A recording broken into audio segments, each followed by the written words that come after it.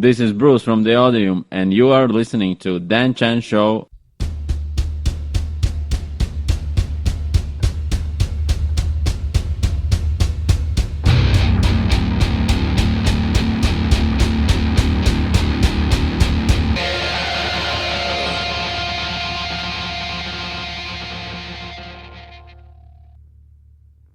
I am joined by Atis, Yanis, and Bruce from Latvian metalers Deodium. How are you doing tonight, guys?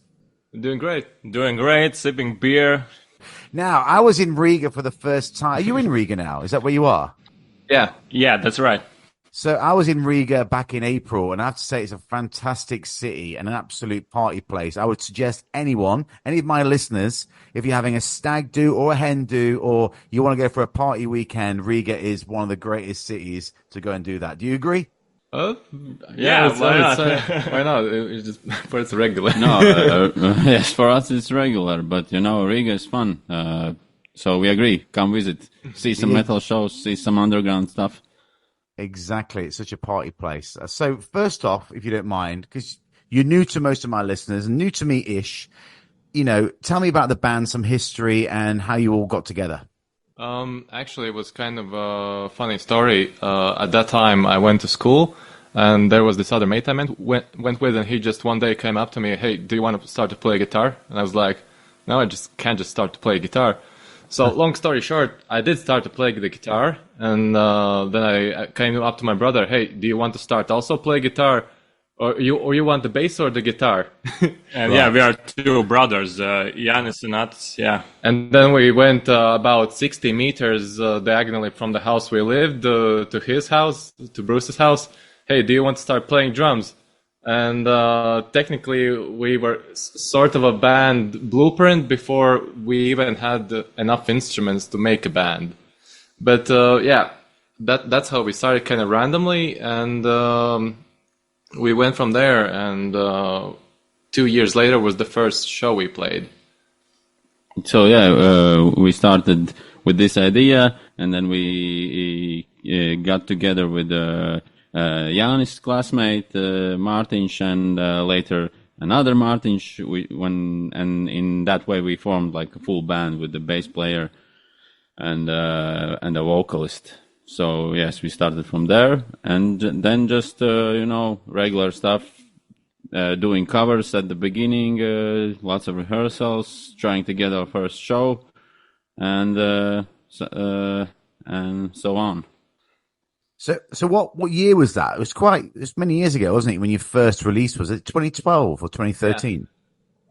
It was like, I don't know, like 2009 or maybe even the first recording was 2012. That was the first one, Saul Scalp. Well, we still more like the folk and the paganish influences. Yeah. Well, you could say the first two albums were, and the lineup, we were 5 back then, before the main vocalist left the band. He just moved on to different interests, and we didn't find a new vocalist, so we weren't even looking. Actually, we were looking, but it's very difficult to find someone that fits, not just like, can you do the growls or whatever, but to fit the vibe. And we ended up just Yanis picking up the main vocals together with the guitar playing, and our bassist taking up backing vocals. Nowadays, me, him, and the bass player, we all do some parts, he being the main vocals, and we do some backing vocals. Yeah, nice. So how would you describe your sound? Because you've all got so many influences, haven't you, coming through? How have you managed to drill down on that sound, which is very much your sound? From what I've listened to, it's very Deodium, should we say? Yeah. About the sound, it's quite interesting because we are really different as personalities in the band. Like we like different kind of music, like each of us, and we have different kind of tastes. Like one likes more grindcore, one likes more, like something else. Like black metal or... So all together, we want, when we create our music, everyone puts their own, ideas. So there is no like a main one who does everything. We just put all the ideas in the pot and just try to make it ours, like combining all that. Try to make it work. Yeah, of course. But I mean, How has the sound evolved over is it 3 albums you've done now? Because your last album, now I'm going to say this wrong, right? Maldupe. Maldupe. So Yeah. is he, oh, I did a not bad job then. It's a year old now. How was that release for you? How do you feel that you've evolved through each album? Well, I don't know. It's a pretty long way. We could just try to find some cornerstones or something.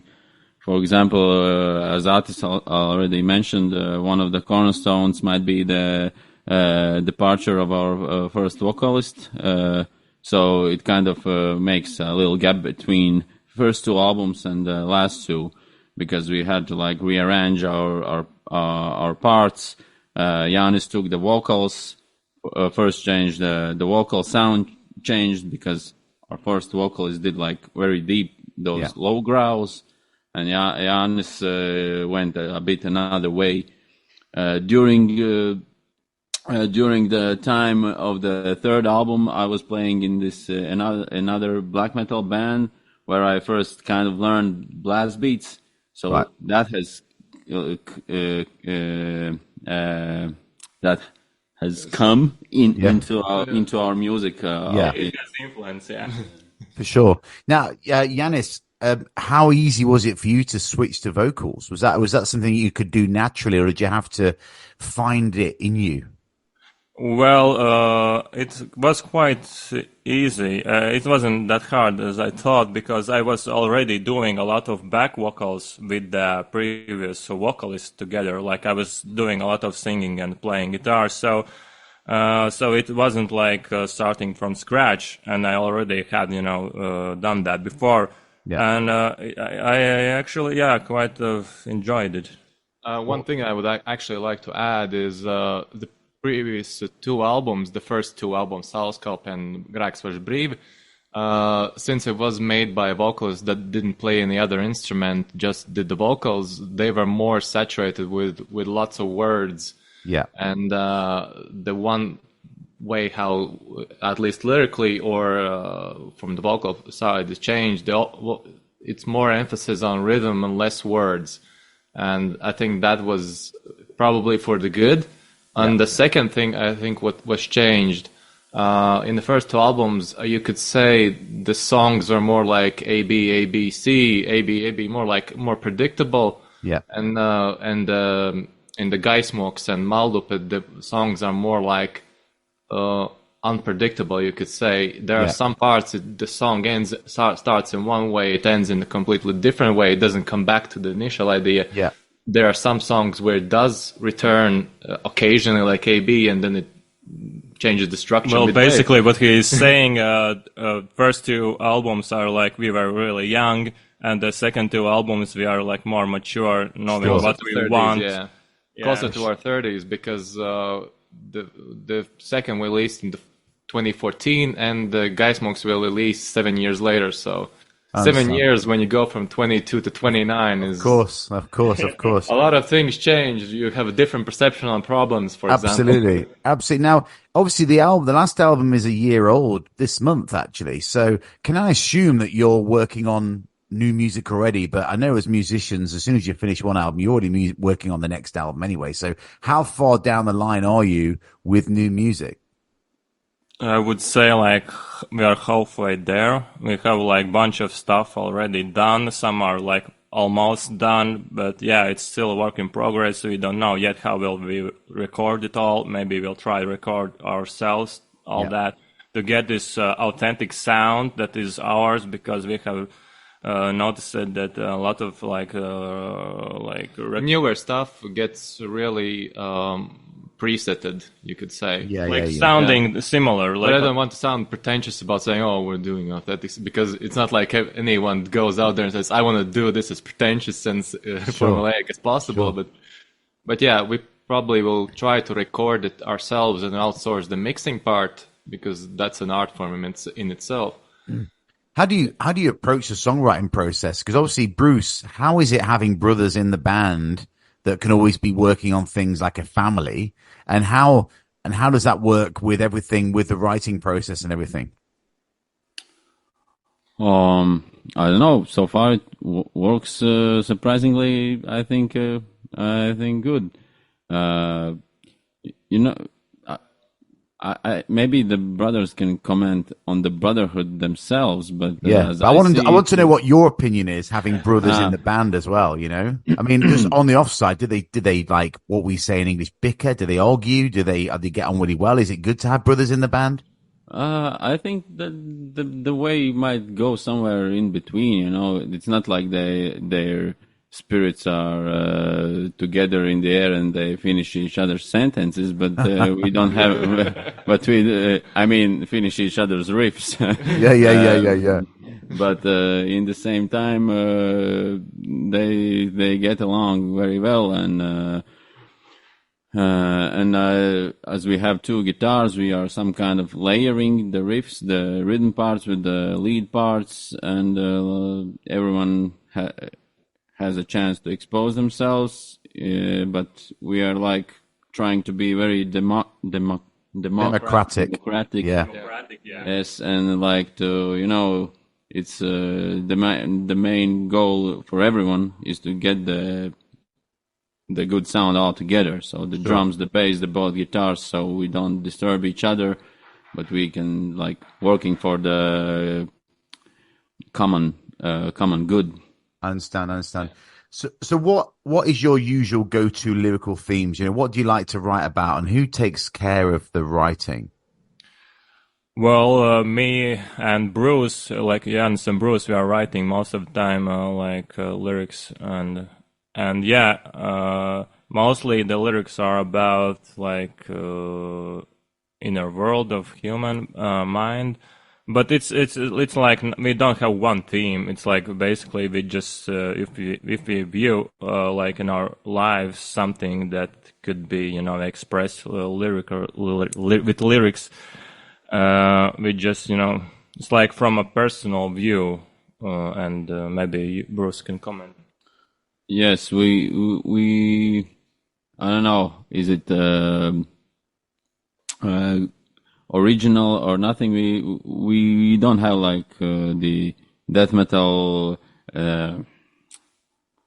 cliche death metal themes or black metal themes, but we basically, yes, it's from the personal experience. We look at some ordinary things from our perspective, and then try to put it down in words. Mostly it's about some morals or thoughts on situations or how people act with you and with their surroundings. Mm-hmm. And of course, as well, we have some more basic parts. For example, one song is this about the... Which song? Kapsvēt? Dead People Fest. So, Dead People Fest, as we make fun of it, but you know, in Latvia and also in other this region countries, there is this like not celebration, but Remembrance Day of the Dead in the graveyard. Yeah. So one song is particularly about this one, this happening, this occasion, and there are some songs about immigration, some songs about how to express your voice when you are just a small human in the big world. Yeah, a lot of themes. Yeah. I remember one song called Bedre, which was about your past mistakes coming to haunt you. And it was one line says, it doesn't matter, but you know, it's like it doesn't, you know, sound very original, but it's like through our personal experience. We don't, you know, make songs about something that we haven't had experience. Yeah, I understand. And also, the lyrics themselves are not literal. Yeah. For example, if it's about something, your past mistakes dragging you back, it's not like you'll find the sentence, "My past mistakes dragging me back." It's more like, It's I myself are kind of interested in poetry. I try to read some Latvian poets, So we sometimes with Yanis, we are discussing the themes, how to not express our ideas very literal. So we try to find some more how to say stylized approaches, how to tell basic thoughts and sentences. Yeah, I've got you. Now, your English, all three of you, and I don't know about Martin, who's not with us, but your English is fantastic. But you only sing in Latvian. Is there any chance we will see an English track one day, or do you think it might take away from the band's mystique, shall we say? I don't think we're gonna make it in English anytime soon. Any song. I was thinking one day, for example, there was this one band, Eanova or something like. I maybe mispronounced, but the Romanian band. Right. They have had some songs in the English language, and the rest of the Romanian. Yeah. The English songs sound boring to me. Yeah. I understand. And the Romanian songs, they're just something about it, man. I'm not sure what the song is about. I hope that it's something about worth singing. Probably is. Yeah. But yeah, the same goes for us. We do have translated lyrics on Spotify that are synced to the songs in the last two albums. So very cool. So you can get a scoop of what is it about, even. Yeah, sure. So we put the translation, but it's more informative. Yeah, of course. People from abroad can just read and get into it. But in the writing process, I really doubt. For myself, I don't think it matters either. I mean, our genre of music could be any language as long as the riffs are there. The aggression is there. Especially when you don't understand what they're saying. That's it. Now, listen. But we are actually trying really to pronounce the words so that people can understand. But sure. You could say that also the growling vocals are pretty dry-ish on, for example, to preserve the nuances, because when you get to the bare level growls, everyone starts to sound really the same. It's like when you go below dropped A, for example, every low riff starts to sound very similar, even if it's 3 tones lower. No, I get you. Now, what's the Baltic metal scene like? I've only had an Estonian band here before called Pridian, who's, from Estonia, from Tallinn. What's the network like? Is it close? Is it a good close scene? Do you switch between countries, all three very close Baltic countries, or is it like within your own area? You could say the most of the bands in the Baltic circulate between the Baltics. There are bands who do go further than that. But it's since we are small countries, and each of the Baltic countries is relatively small, especially if you compare to Britain. It's like just the one city is our whole country. I drove from Tallinn to Vilnius in one day. So you get through 3 countries in 8 hours. So of course. And you saw less people than going in metro in London. That's right. Yeah. I would say doing big tours for Baltic bands is not super common. The scene itself is I would say rather diverse. We don't have like 10 different death metal bands. We have like maybe 2 to 3. And then we, for example, have like 2 to 3 grind bands and so on, maybe 1 or 2 black metal projects. And the interesting thing is that each of those bands are different from each other. Sure. It's not like, for example, there's, a grind project and it's very similar to this other grind project. They have their different thing going on. So everyone is different. It's almost like we are living in a spawn, but we still want to be really different from each other. Yeah, I get it. Now, what's happening with the shows? Because you seem to be quite active with the shows. You do get out of the country. What's happening coming up? Have you done much over the last year? Tell me more. Last year we did in Poland and Czechoslovakia, about 6 shows. It was, by the way, first time we were out of the Baltics in those years. And so we had 6 shows, Poland and Czechia. Yeah. Wow. One interesting thing, before that, we didn't really went on tours because, funny thing, we actually weren't sure anyone would even care about a Latvian band singing in Latvian. So we just didn't think of it that intensely. Also, COVID messed it around with a little bit. Of course. So, but yeah, and this year we played some shows in the beginning of the year, and we'll have 7 shows in the autumn. Okay. So, And also in like in Baltics and Poland. those shows will be in the Baltics, and 3 will be in Poland. Nice. So, what's a Deodium show like for those who haven't seen you? What can we expect from seeing you live? Lots of energy. We like to put out lots of energy on the stage as well to get it all out. Even our drummer, like Bruce, is like crazy, like smashing the like drums like crazy. Also, one thing you can expect is black metal mixed with death metal with a lot of groove. Love that. And the fact that most of us do some back vocals, the vocals seem very massive in live, especially if you like the song on Spotify, or wherever you listen to. Sure. It's even more massive. The groove just slaps you in the face. Yeah. Yeah, but we kind of think we want to. Mostly when I go to the show, we try somehow to merge with the people, so you have to be active and put out energy to gain something back. If as a not so big band, when we go to the gig, we would like to see the people like enjoying and I don't know, mosh pitting or headbanging, anything, cheering up. So we try to do the same thing. We cheer to them and try to like stay in contact. And to just have a good time to talk with those people like on the show, after the show, before, and to just we usually hang out and drink some beers with some fans. That's the road. That's half the fun.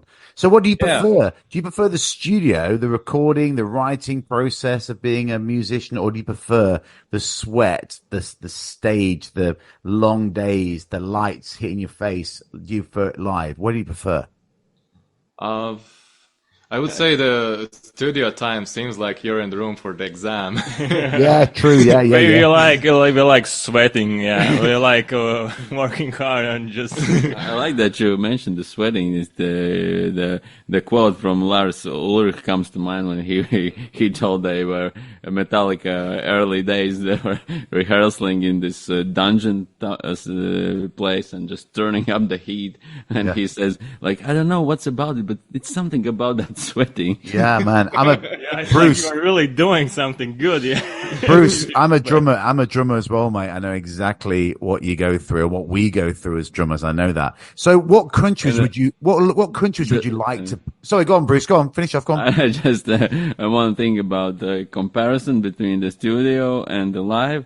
I think this will be from my own perspective, but you can play live better because of the adrenaline. Oh yeah. I have some parts I struggle with, but somehow in live we managed to play everything, and I have thought to myself that it's because of a little Yeah. I mean, you have to dig very deep if you're in a studio on a Monday morning to get some adrenaline going, compared to a Saturday night big gig, couple of hundred people for sure.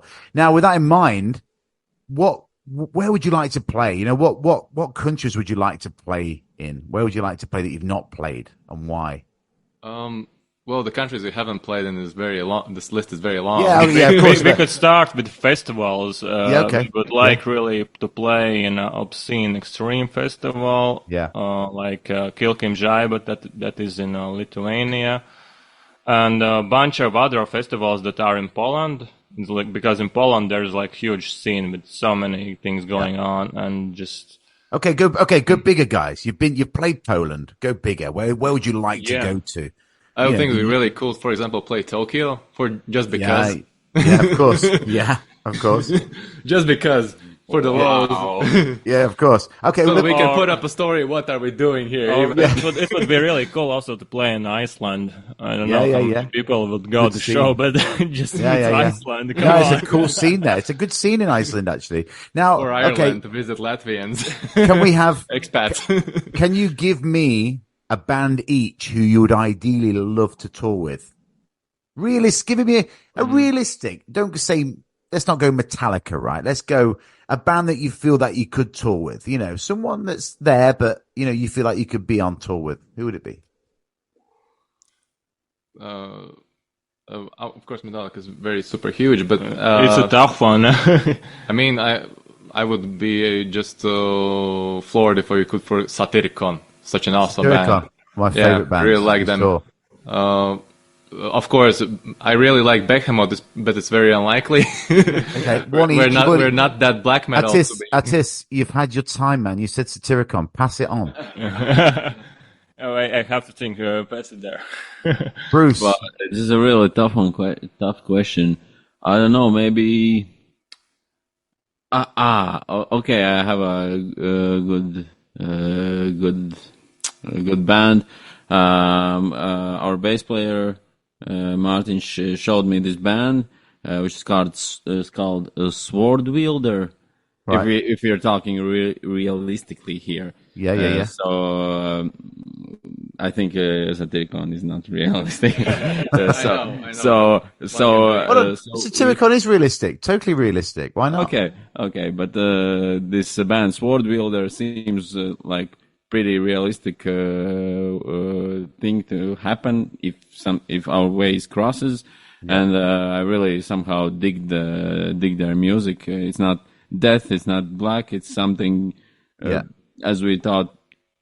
I think we could do a good pair for tour. Yeah, nice.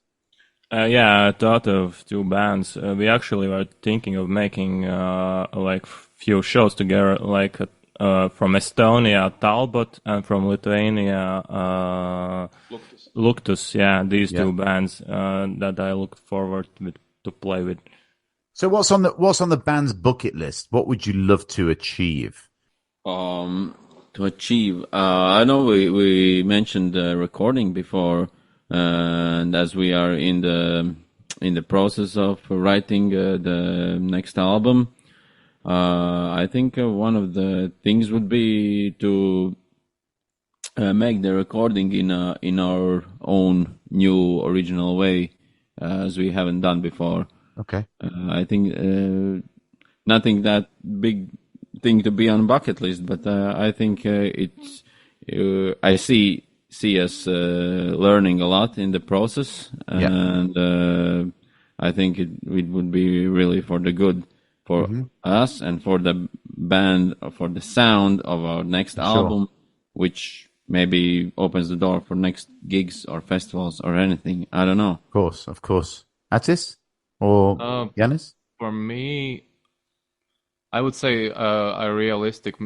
I don't know how near or far term would be do like a proper European tour. Yeah. With several hundred people at each show, for example, doing just the capital cities or something like that. Yeah. Just for example, doing like 6 or 7 different countries. That would be wild if we could pull that together. Yeah. Because right now it would be very logistically challenging in terms of cost. Of course. Since we're not that rich. I understand. And like one other like goal, I think, like for me personally, would be to use some other instruments in a recording, like to experiment with other instruments. Like, nice. There is this jaw harp that I'm learning right now, and like other instruments to put in the sound to get other sounds out to get out of the 4-instrument box to just have another some kind of instrument and to Interesting. Right, guys, I've got some fun questions now. You ready for some fun questions? But fun questions need speedy answers. Not too speedy. You can think about it, but don't think too deeply about these. All right. Okay. So it's going to be a bit of a personal one to start with the band. Seeing as 3 out of 4 are here, I'm going to ask these questions. Who's the band's joker out of you 4?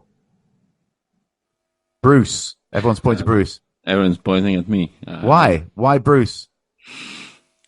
I don't know. He's just good with laughs. It's just natural. It is natural. There is thing for the Bruce. He can tell a joke that it's not funny, and it will sound so funny you can laugh the shit out of yourself. Yeah, I tell a joke. It's not funny. He tells it the same joke, and everyone's floored. That's funny. He's got the. I'm just looking, and I'm like, Yeah. he doesn't say anything. I'm just like already like ready to laugh. I love it. I love it. Okay, who's the most helpful? Define helpful. Like our band manager that we didn't mention before, Laura. We have our band manager that looks she just helps us to remember all kinds of things that guys usually don't That's remember. good. Okay, fifth member. That's good. Who's the most annoying? Say Martins. He's not here. He probably won't listen to this as well. No, don't say that. I answered that for you. You've got to answer yourselves. No, I think maybe at some points being funny is also annoying. So I might go with me. I love it. That's self appreciation. I love that. So who's the boss? We don't have a boss. It's democratic. Democracy, Yeah, of course. You could say it's more like bosses of different kinds of aspects of the band. We have departments in the band. We have each one is a boss of his own department. I like it. We have our main branches, main style critic, like musical style critic, like the creative artist, the technical specialist, and all.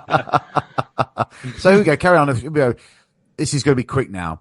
If you could steal credit for any piece of art, song, film, book, etc., which one would you claim? If you could say that you wrote Master of Puppets or performed on that, or you were in Back to the Future or something, or a favorite film, what would you like to say that you were a part of? Snatch. It's Guys Ritchie. Yeah, of Guys course. Ritchie. You know Say that. no more. That's I a know good that's As for me, it's great film. Great film. Next. Artist. Actually, it's hard to make something. Challenge. Terve challenge, Terve beer. That's nice. That's Yanis. nice beer. I don't remember the film name. What was the film name? Which we watched it all together as a band. At this where they the bunch of guys got in the radio studio and Airheads. Airheads. Oh, yeah, classic. That's a great film. Okay, here we go. Check this one out. Here's another question. If you could choose one song to play every time you walk into a room for the rest of your life, like an entrance song, what song would you choose and why? I have one. It's Walk by Pantera. Class. No more said. Bruce has just nailed it. Right, improve on that, artist, Yanis. Come on. I'm bad at this stuff. I would say it from the Amon Amarth, Pursuit of Vikings. Yeah. Good one. I don't have a clue what I would say. I would probably go home and think of 10 songs. You're thinking too much. It would definitely be a Crowbar song. Yeah. Oh, yeah, class. Yeah, I like it. Okay, here's a fun one. This is really controversial. Tell me your own individual, unpopular musical opinion. I mean, everyone hates the same thing as drums, but I love them. Oh, I see what you're saying. Okay. The other way around. Yeah, I get you. My unpopular opinion is pop music can coexist with metal, and people just can like different things, and it's fine. Okay, that's cool. Okay, so coming to the end of this now, guys. So, what one track from your discography should I play next, and why? Which track sums the band up the best? And you got to decide on this yourselves. This is like a little bit of a debate challenge between the three of you. Which one song, if an alien came down and said, who are Deodium, and you put a track on, and you say, that's us, what is it? Where there is this one song that we play always last, and it's like we are saying, after this song, you can't play anything else. Okay, that is cool. I would have said Mountain. It's also a really good one. Yeah. Because this other track that Bruce mentioned, it's like the a representation of our creativity. It's like a song that is full with color, like different kind of styles. The translation is Black Soil, the song. And just off record, how do you, so I can remember which one it is, how do you spell it? M-A-L-N-E. Yeah. Yeah. Yeah. E-M-E. Malmzeme. Yeah, I know. Yeah. So the Black Soil, the song, as I understand, it's more or less about the sun sets the same no matter what religion or things you believe in, because nature doesn't care. Cool. I like it. And you all agree on that, do you? You all agree on that? Yeah. If you agree, I just Bruce is going with it. I just mentioned it because I think it's a very good combination. How we try to work to put some, fast blast beaty parts to combine with some groovy, a bit stonery, sludgy stuff. Sure. So I think this represents this very good. Nice. Final question, guys. Are you ready for this one? This is a tough one. Okay. Please no. What's the most used emoji in your phone? Lobster? It's for each individual. Yeah, individual. For me, it's definitely the clown emoji. Why? Because you're the clown. I don't know. You're the Joker. I don't know. I use it pretty often as I write something to someone. I'm doing, but I know it's not pretty correct thing to do. So I'm just putting out the statement and putting out emoji. So are you saying that they're the clown? Are you saying that you're the clown? I'm like meaning more. It's about me. Like, okay, look at me. I'm doing this stupid stuff. I see. Sorry for that, but it's what's happening now. Okay, Atis, what's yours? You can check your phone if you need to, if you're struggling. And you might not be an emoji guy. Has a webcam right now.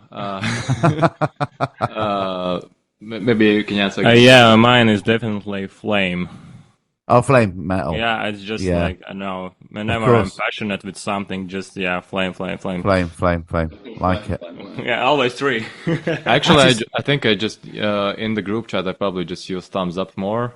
Oh, yeah. Or sometimes a black heart emoji. Yeah, black heart's all my thing. I like it. That's the same I use with my wife, because the red heart is just... Yeah, it's too Valentine's We wondered, Day. does it come in black? Yeah, exactly. Everything comes in black.